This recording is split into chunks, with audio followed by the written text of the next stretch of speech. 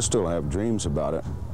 I've dreamed I've gone back for the second time, and now my dreams are that I'm going back for the third tour in Vietnam, and I don't understand why I'm having these dreams. In my dreams, I'll be flying out of the state someplace at a staging area, and I'll be looking around, and I can't figure out why I'm going back for the third time when there's some guys that have never gone over there yet. Like a lot of the dreams that I have when I first came back, what I would be in a firefight or in a battle and not have the rifle in my hand. These guys are coming, and I'm pulling and pulling on a trigger, but I can't pull it. I just won't fire. And they just come and overrun us. Well, see, that battle that I was at where I got wounded at, they overrun us 3 times that first night. So most of the time I was trying to look at it as, like a dream, I guess I say, like I never really was over there. I know I was, but I always felt this way, like it was just something I dreamt.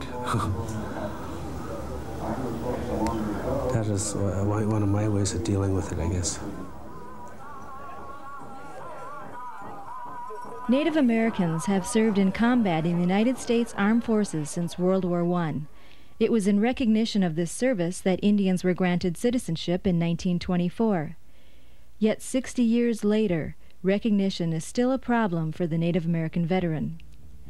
82,000 American Indians served in the military during the Vietnam era, August 1964 to May 1975.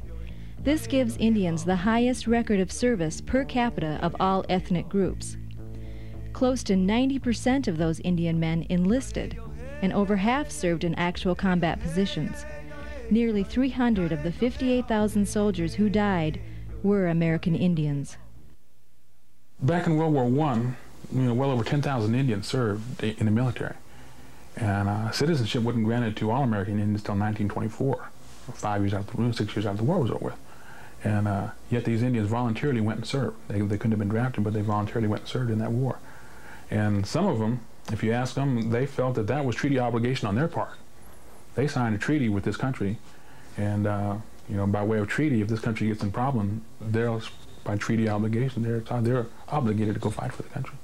I was named by my great-grandfather.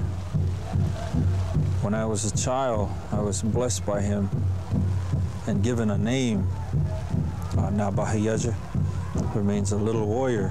And he told my mother that someday that I would be the one to carry on our tradition as a warrior. So it was more or less since I was at birth that I was kind of destined to probably serve in the military. I had a friend that got killed in Vietnam.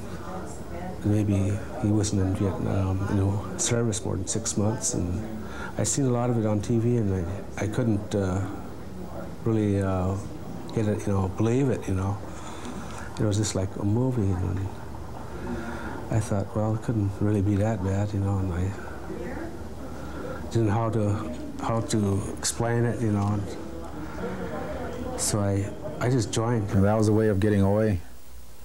It was their opportunity to get off the reservation, but for me here, it was just something to do. Didn't really want to wait to get drafted, and just got tired of doing the same thing, so I said, might as well go.